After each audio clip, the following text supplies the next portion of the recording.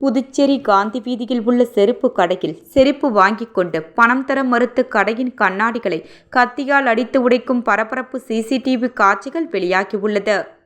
புதுச்சேரி முத்தியால்பேட்டை காந்தி வீதி பகுதியில் நவீன் ஸ்டோர் மற்றும் செப்பல் பஜார் என செருப்புகள் விற்பனை செய்யும் கடை இயங்கி வருகிறது.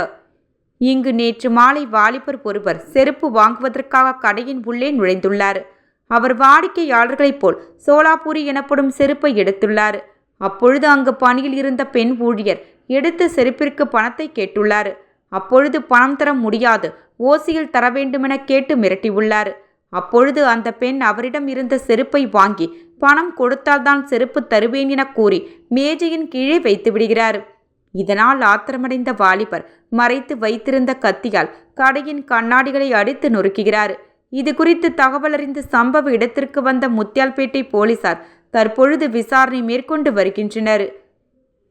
இதில் கடையை கத்தியால் அடித்து நொறுக்கியவர் கோட்டக்குப்பம் பகுதியைச் சேர்ந்த பிரபல ரவுடி என்பது தெரியவந்துள்ளது. இச்சம்பவம் குறித்தறிந்த வணிகர்கள் கூட்டமைப்பு தலைவர் சிவசங்கரன் எம்எல்ஏ உள்ளிட்ட அப்பகுதியை சார்ந்த வியாபாரிகள் பாதிக்கப்பட்ட கடையை பார்வையிட்டு வருகின்றனர்.